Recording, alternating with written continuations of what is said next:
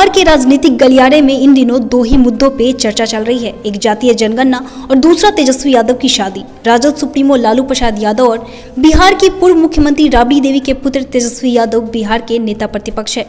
उन्होंने गत 9 दिसंबर को एक पारिवारिक समारोह में रेचल नाम की एक ईसाई लड़की से शादी कर ली है। तेजस्वी यादव के विवाह के बाद से ही उनके मामा साधु यादव ने लालू परिवार के खिलाफ मोर्चा खोल दिया है। उन्होंने साफ तौर पर कहा कि जब लालू यादव बिहार की राजनीति यादवों के नाम पर करते हैं तो उनके खुद के ही बेटे ने गैर धर्म और जाति की लड़की से कैसे विवाह कर लिया।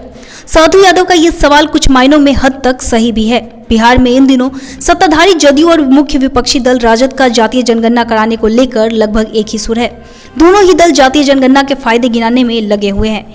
यहां तक कि केंद्र सरकार के स्पष्ट शब्दों में नकारने के बाद भी बिहार सरकार ने अपने खर्चे पर जातीय जनगणना कराने की बात कही है। तो सवाल लाजमी है कि जब राजनीतिक जाति के नाम पर की जा रही हो और शादी गैर जातीय धार्मिक लड़की से कर ली जाए तो क्या बात बात में जाति का हवाला देना मात्र राजनीतिक वोट बैंक का जरिया है। बिहार के दोनों प्रमुख राजनीतिक दलों का मानना है कि जातीय जनगणना से बड़ा सामाजिक बदलाव आएगा। उचित प्रतिनिधित्व न मिलने वाले जातियों की स्पष्ट संख्या ज्ञात होने से उन्हें हर क्षेत्र में बेहतर हिस्सेदारी देने की पहल की जा सकेगी। वही जातियों की संख्या जानकर उस आधार पर राजनीतिक दल अपनी अपनी जरूरत तो जरूर साध लेंगे, लेकिन जब निजी जीवन में वो कितने जातिवादी हैं यह देखना भी काफी ज्यादा जरूरी हो जाता है।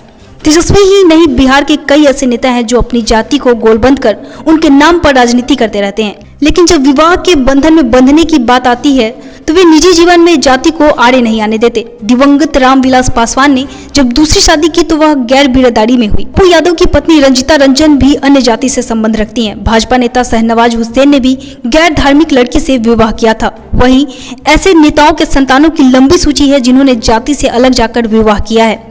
बिहार के मौजूदा दौर के नेता नीतीश लालू के राजनीतिक प्रेरणा स्रोत जयप्रकाश नारायण और राम मनोहर लोहिया ने दशकों पूर्व जाति बंधन को तोड़ने की बात कही थी। वहीं नीतीश लालू के जमाने में यह बंधन टूटने के बजाय और भी ज्यादा मजबूत हो गया है। यहाँ तक कि मंडल कमंडल की राजनीति में पूरा बिहार झुलस गया है। अब एक बार फिर जातीय जनगणना के नाम पर जाति की महत्ता बताई जा रही है। तो वहीं तेजस्वी जैसे युवा नेता का अंतर्जातीय विवाह करना दर्शाता है कि जाति की राजनीति भले ही वोट बैंक के एजेंडे के तौर पर लिया जाए, अब सोचना बिहार के नागरिकों को है कि वो जिसे जातीय गौरव और अभिमान मानते हैं, कहीं वे जाति के नाम पर बिहार को बड़गलाने का काम तो नहीं कर रहे। क्या जाति के नाम पर वो वोट बैंक तैयार करने का अपना स्वार्थ तो सिद्ध नहीं कर रहे। Bureau report 24 TV India news.